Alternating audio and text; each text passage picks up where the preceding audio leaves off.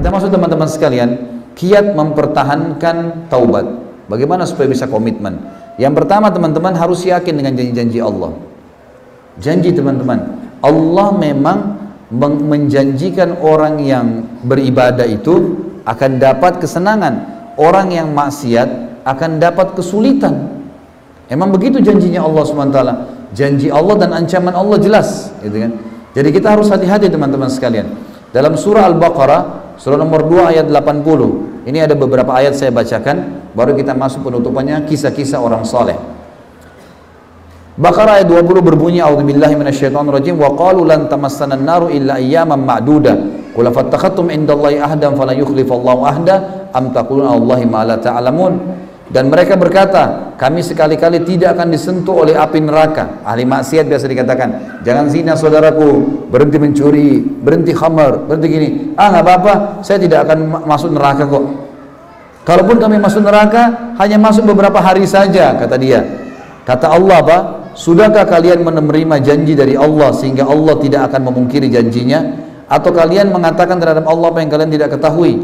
Maksudnya pasti akan datang hukuman Allah Subhanahu wa ta'ala, tidak boleh tidak. Yang kedua teman-teman, supaya kita tahu taubat itu harus dipertahankan, jangan ulangi. Sadarlah kalau mati akan datang. Ada jaminan teman-teman kita masih bisa hidup nanti malam, besok pagi? Kata ulama, yang kita milikin hanya detik ini saja.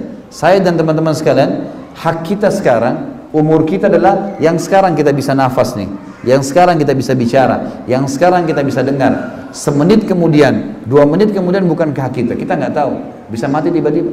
Ada jaminan Anda masih bisa hidup? Berapa banyak orang sebelum kita teman-teman kuat, kekar, sehat, tapi mati.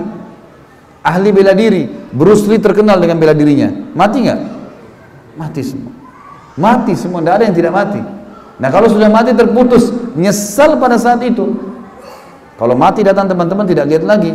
Antum ada di Denpasar, di Jakarta, di Saudi, di Amerika, lagi maksiat, lagi amal saleh, pokoknya sudah saatnya mati-mati.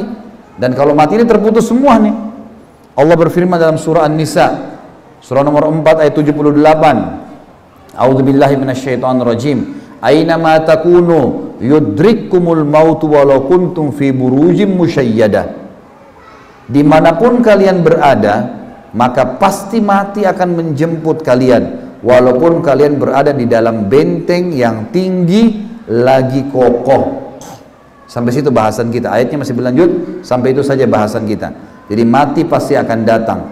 Kata Nabi Muhammad SAW teman-teman sekalian dalam hadis riwayat Tirmidzi, bergegaslah dalam mengerjakan kebajikan.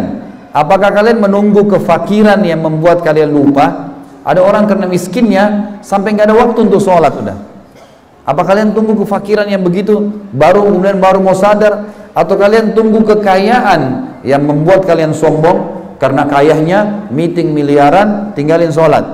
Atau penyakit yang mematikan, tiba-tiba stroke, tiba-tiba mematikan? Atau kematian yang memutuskan? Atau kematian yang tiba-tiba datang? Atau dajjal yang gaib tertunggu dan dia sebaik-baik orang yang seburuk-buruk orang yang ditunggu? Atau hari kiamat yang hari kiamat jauh lebih berat lagi?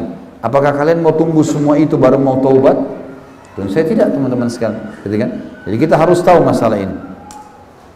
Ingat teman-teman sekalian, jangan pernah terpengaruh dengan penilaian orang. Apapun orang mau bilang, nggak usah peduli. Ya. Apapun orang bilang, kamu alim ya, diolok-olok, kamu ini ya, kamu itu ya. Ingat judul kita, iya, inilah aku sekarang. Nggak ada kata aib. Memang dulu saya begitu, dulu, sekarang sudah enggak. Kita akan masuk teman-teman sekalian. Dan juga yang terakhir, yang kelima, senantiasa berdoa kepada Allah supaya diistiqomahkan. Dan jangan lupa yang kelima ini, berdoa kepada Allah dan membentuk komunitas. Ingat teman-teman, mulai sekarang bangun komunitas. Kita kalau jalan berdua atau bertiga dengan teman-teman orang soleh, lebih percaya diri dibandingkan jalan sendiri. Jadi harus punya komunitas. Pernah ada teman-teman mahasiswa tanya saya, Ustadz, kami ini kos.